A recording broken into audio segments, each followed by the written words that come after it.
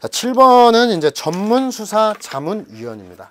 전문수사자문위원과 전문심리위원 두 가지인데 둘 중에 하나는 이제 출제가 될 것 같아요. 그래서 전문수사자문위원과 관련해서 전문수사자문위원제도 이제 검사 단계에서 나타난 거죠. 경찰 단계는 없다는 것도 알아둬야 되고요. 경찰 단계는 아니다. 피의자 또는 변호인은 검사의 전문수사자문위원회에 대해서 항상 나오면은 얘네들은 생각을 해봐야 돼요. 고등검찰청 검사장. 이 검사장은 잘 나옵니다. 그래서 이게 틀렸다. 항상 예를 들면 채임요구권, 교체임용 요구권, 뭐 지방검찰청 검사장, 지청장은 이렇게 이의를 제기할 때는 고등검찰청 검사장에게, 고등검찰청에게 안 하고 검사장에게 하는 이유도 있어요. 검사는 단독제 관청이기 때문에 검사장으로 되어 있어요. 그 다음에 검사는 상당하다고 인정할 때는 전문수사자문위원을 취소할 수가 있겠죠.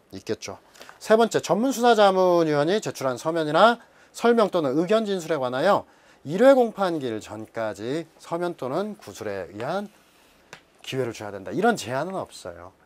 전문수사자문위원이 꼭 1회 공판기일 전까지 해야 되느냐, 그런 제한이 없고 언제든지 서면 또는 구술에 의한 의견을 제출할 기회를 줘야 되고, 네 번째, 검사는 공소제기와 관련한 사실을 관계를 분명히 하기 위해서 피의자 변호인의 신청이 있는 경우에 하나요. 이것도 많이 나와요. 이것은 신청 또는 직권으로, 검사 직권으로도 전문수사자문위원을 지정하여 수사 절차에 참여하게 할 수 있다. 참여하게 하고 자문을 들을 수 있다. 간단한 문제지만 좀 정리를 잘 해줘야 되겠습니다. 자, 8번 문제로 넘어가겠습니다.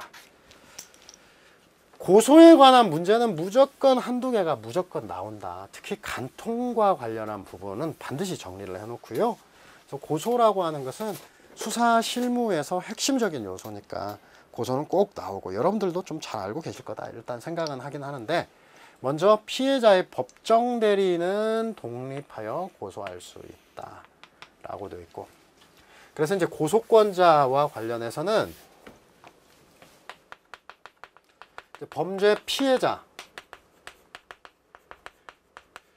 형법배직, 형제자매, 법정 대리인, 배우자, 직계친족이 있는데, 이 법정 대리인은 독립하여, 나머지 형제자매, 배우자, 직계친족은 피해자 사망 시에만 가능하고요. 이것도 피해자의 명시의사에 반할 수 없다.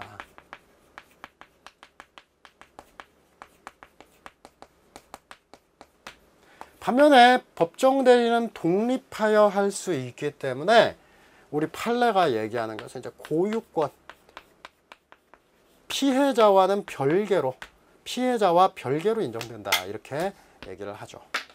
자, 2번, 고소인이 처와 상간자의 성관계를 알았다 하더라도 처가 상간자를 상대로 강간죄로 고소한 경우 피고인으로서는 그 검찰에 대한 무혐의 결정이 있을 때 비로소 처와 상간자 사이의 간통 사실을 알았다고 봄이 상당하므로 그때부터 고소기간을 기산한다. 이 판례 아주 중요한 판례 중에 하나이죠. 바로 무속인 통화 사건이라고 해가지고 우리 판례는 고소기간은 범인 안날부터인데, 이때 범인을 안날부터라고 하는 것을 바로 친고죄의 범죄 사실과 범인에 대한 확정적 인식이 있는 날부터,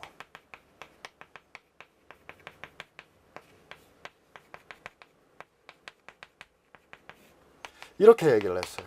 그리고 이때 확정적 인식이라고 하는 것과 관련해서 여기 나온 거 무혐의 결정이 있을 때, 실제로는 무혐의 결정을 통보받았을 때 그때부터 고소기간이 도과한다. 그래서 성관계를 알았는데 배우자가 그리고 무속인이 강간임을 주장해서 강간으로 수사를 했다가 화간이다라는 이유로, 간통이라는 이유로 무혐의 불기소 처분이 내렸다. 이 무혐의 불기소 처분을 안 날로부터 안날로부터 고소기간이 진행된다라고 했던 판례이죠. 자, 그 다음에 3번 지문. 고소 불가분의 원칙상 일부에 대해서 처벌을 구하고 일부에 대해서만 처벌, 나머지는 처벌을 원치 않은 것은 부적법한 고소다. 여기서 이제 여러분들이 한 가지 지식을 좀 알아두셔야 돼요. 이 지문과 관련해서 고소 불가분이라고 하는 말이 판례 지문에서 고소 불가분 이렇게 표현이 나오면은 이건 고소의 주관적 불가분만을 의미합니다. 를 의미한다. 이걸 알아두셔야 돼요. 왜냐하면은 형사소송법 233조가 고소 불가분 이렇게 써 있어요. 주관적 불가분. 그래서 판례는 객관적과 주관적 불가분이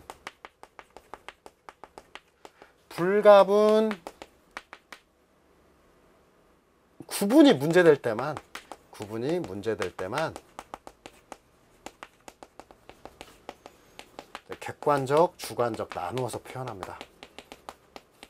주관적에서 나누어 표현하고 있다. 그래서 첫 번째 고소 불가분의 원칙, 이것은 고소의 주관적 불가분이라는 말이고요. 그래서 고소의 주관적 불가분, 한 명에 대한 고소는 전부에 미치는데 일부는 처벌하고 나머지는 처벌하지 않는다. 이 고소의 주관적 불가분의 원칙을 깨겠다는 것으로서 이것은 부적법한 고소죠. 자, 네 번째, 친고죄에 대한 고소의 주관적 불가분의 원칙을 규정하고 있는 233조는 반의사불벌 공정거래위원회 고발에 유추 적용된다 했는데 이게 이제 여기 유추 적용 안 된다. 자, 이 부분 잘 한번 정리해 보겠습니다. 고소의 객관적 불가분,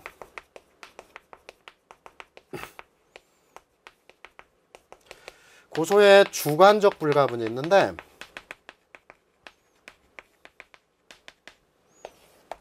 이 고소의 객관적 불가분, 범죄 사실의 일부에 대한 고소는 전부의 효력이 있다. 주관적 불가분, 공범 일부에 대한 고소 또는 고소 취소는 공범 전원의 효력이 있다라고 하는 건데, 고소의 객관적 불가분은 명문 규정이 없고 규정이 없는 상황에서 그냥 통설 판례가 그냥 이론상 당연히 인정된다 이렇게 얘기를 해요. 이론으로서 인정하는 건데, 그래서 통설 판례가 이렇게 보니까 고소의 객관적 불가분의 원칙은 비친, 친, 반의사불벌, 즉시고발 모두 적용됩니다. 반면에 고소의 주관적 불가분의 원칙은 형사소송법 233조가 친고죄에만 규정이 되어 있어요. 죄에만 규정을 두고 있다. 우리 판례는 명확합니다. 판사의 입장에서는 법률에 죽이라고 써 있으면 죽일 수밖에 없고 살리라고 써 있으면 살릴 수밖에 없어요. 법 규정을 우선한다는 거예요, 판례도. 그래서 일단 법조문에 있으니까 친고죄에는 적용이 된다. 법조문상. 그러나 비친고죄, 반의사불벌죄, 즉시고발 사건 이런 것들은 적용이 되지 않는다라고 하는 게 우리 판례의 태도입니다. 판례는 법조문에 따른다. 그 결과 친고죄에 있어서 고소 주관적 불가분의 원칙 234.3 반의사불벌죄 준용되지 않고 공정거래위원회 고발, 즉시고발에도 적용이 될 수가 없겠다라고 보시면 되겠습니다.